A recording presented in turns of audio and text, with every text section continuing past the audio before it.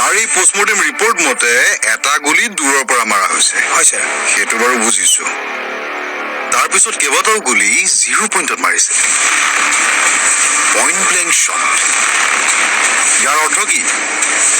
Sir, অচি ছাৰে প্ৰথম শ্বটটো দূৰৰ পৰাই লৈছিল ছাৰ। তাৰ পাছত জানো অচি ছাৰ কি হ'ল, ল'ৰাজনৰ ওচৰলৈকে আহি ছাৰে 0 পইণ্টৰ পৰা কেইবাটাও শ্বুট কৰিলে। এইবাৰ অহা অচিজন বহুত ভাল জাননে? তেওঁ আলোকৰ কেছটোত বহুত ইণ্টাৰেষ্ট দিছে।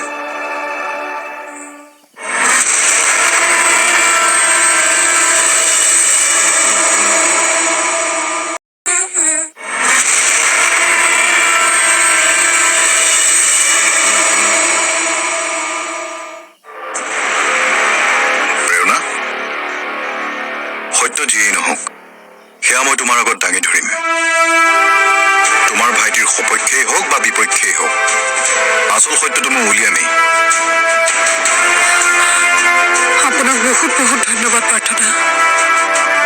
সত্য কথাখিনি জানিব পাৰিলে অন্ততঃ দেউতা আৰু মই বহুত শান্তি পাওঁ।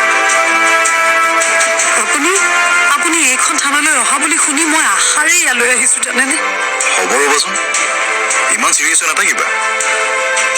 মই দায়িত্ব লৈছো নহয়, হৈ যাব, নিশ্চিন্ত থাকা।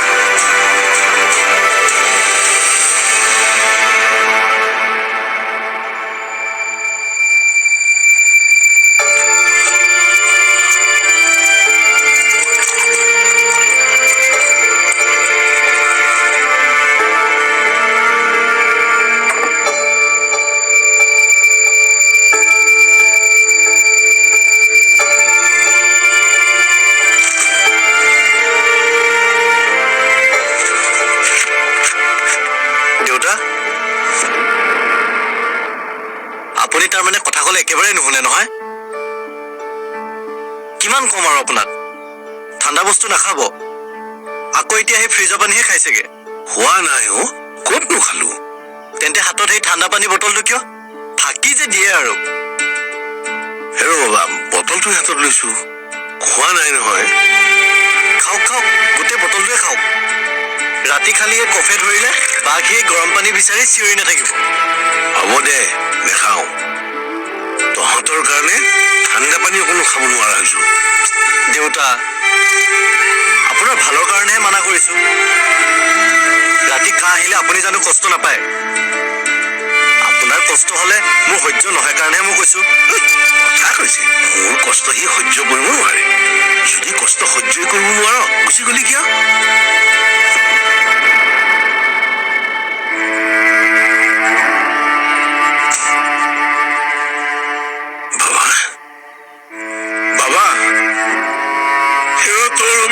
কিমান কষ্ট হৈছে তই দেখা নাই? দেখিছনে নাই? হা, দেখিছ?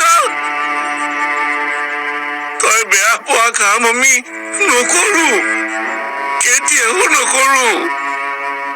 নেখাও ঠাণ্ডা পানী, কেতিয়াও নেখাও।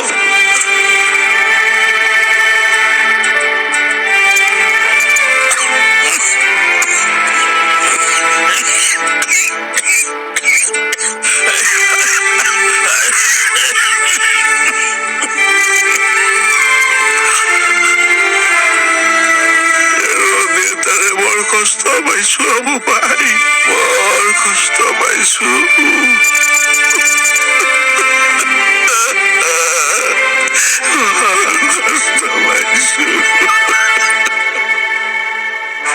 আচ্ছা দাস ছাৰ, এই কেছটোত আগৰ অচিজনৰ লগত আপুনি আছিল নিশ্চয়?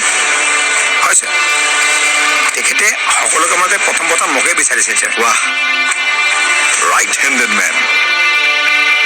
এতিয়া মোকো অলপ সহায় কৰক। কথাবোৰ কি হৈছিল, কেনেকে হৈছিল অলপ ক'ব পাৰিবনে? পাৰিম ছাৰ, পাৰিম। অচি ছাৰলৈ এই ফোনটো অহাৰ পিছত তেখেতে মোক মাতি পঠিয়াইছিল। ছাৰ, দাস, মোলৈ মাত্ৰ এটা ফোন আহিছিল। এজন ব্যৱসায়িক এক্সট্ৰিমিষ্টে টকা ডিমাণ্ড কৰিছে। এক্সট্ৰিমিষ্ট? ছাৰ, আমাৰ হাতত থকা ইনফৰমেশ্যন মতে বৰ্তমানতো এই এলেকাত কোনো উগ্ৰপন্থীৰ এক্টিভিটিয়ে নাই ছাৰ। নাই, কিন্তু নতুনকৈ আৰম্ভ কৰিবও পাৰে। গতিকে আমি এতিয়াই মানুহজনৰ ঘৰলৈ যাব লাগিব। বলক। হয় ছাৰ। ছাৰ আৰু মই ঐক্য তালুকদাৰৰ ঘৰ গৈ ওলালো। মানুহজন ভয়ত কিবা হৈ আছিল। তেখেতে কোৱা মতে এজন ল'ৰা হেনো তেখেতক 5 লাখ টকা ডিমাণ্ড দিছিল।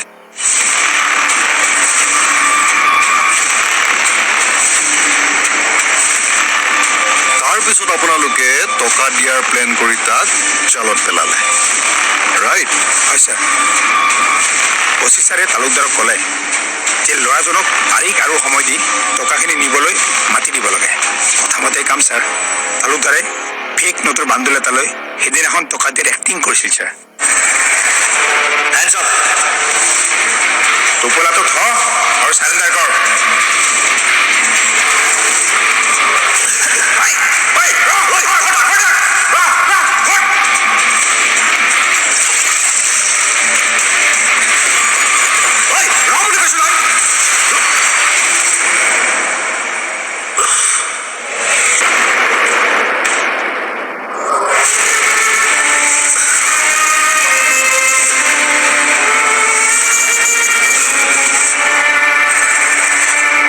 তাৰি পোষ্টমৰ্টেম ৰিপৰ্ট মতে এটা গুলি দূৰৰ পৰা মাৰা হৈছে। হয় ছাৰ। সেইটো বাৰু বুজিছো।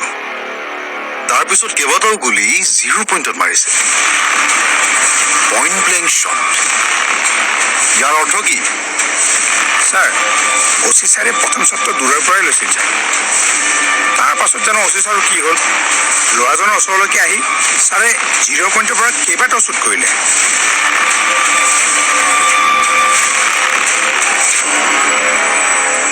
প্ৰথম গুলিতে পৰি যোৱা ল'ৰাটোক পইণ্ট ব্লেংকত কেইবাটাও শ্বট। হয় ছাৰ। ইয়াৰ কাৰণ কি হ'ব পাৰে? মই কিবা এটা সুধিছো দাস। ছাৰ,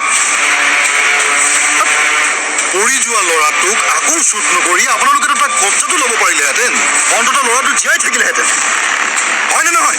হয় ছাৰ। অচি ছাৰো জানো কি হ'ল ছাৰ, তেখেতে চাগে কণ্ট্ৰলে হেৰাই পেলালে ছাৰ। Control, control, control.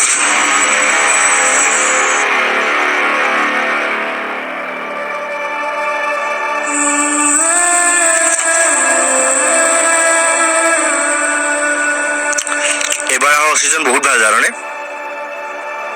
তেওঁ আলোকৰ কেছটোত বহুত ইণ্টাৰেষ্ট দিছে। আলোকহঁতৰ যে প্ৰেৰণা বা, এই অচিজন প্ৰেৰণাবাৰ বহুত ভাল চিনাকি। সেইকাৰণে একদম মন দি ইনভেষ্টিগেশ্যন কৰিছে।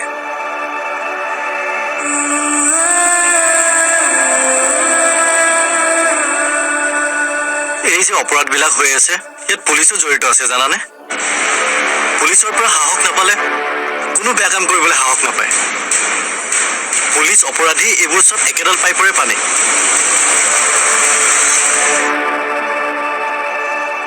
ঐ সন্ধিয়া, কি ভাবি আছা? মোৰ কথা শুনিছ নে নাই? শুনিছো। তোক নতুন অচিজনে কিবা সুধিলে চব খোলা খুলিকে কৈ দিবি, বুজিছ? আগৰ দৰে মনে মনে নাথাকিবি কিন্তু। তই জনাখিনি কৈ দিলেহে পুলিচে আচল মানুহটোক ওলাব পাৰিব।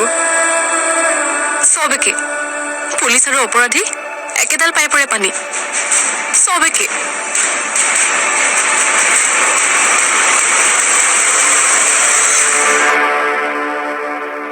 বহকচোন। এইটো লোৱা। এইটো কি? নহয় মানে তোমালোকৰ ঘৰলৈ প্ৰথমবাৰ আহিছো যে, গতিকে সোধাতে আহিবলৈ ভাল নালাগে দিয়াচোন। বহক। আচৰিত,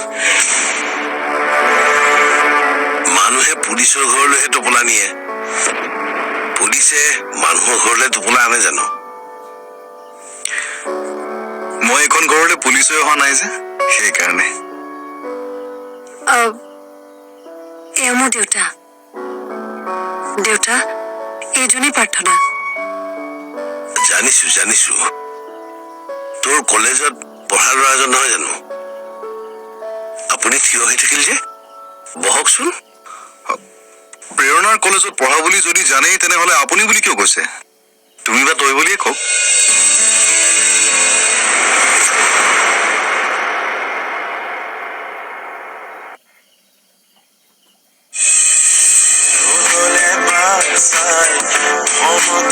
Move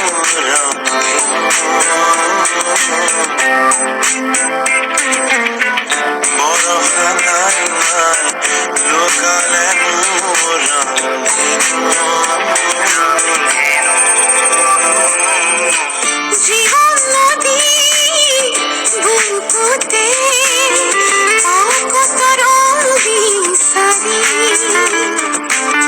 হাঁহি কান্দোন বাৰিষাত ৰণিৰ ৰধে মাৰি ইমান সপোন কাহিনী অনুভৱ কত ছবি ৰামধেনু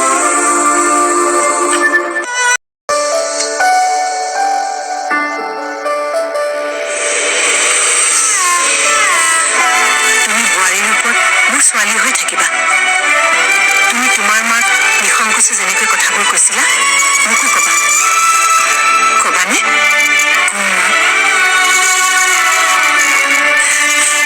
ৰ'বা তোমাৰ কাৰণে সৰু উপহাৰ এটা আহিছো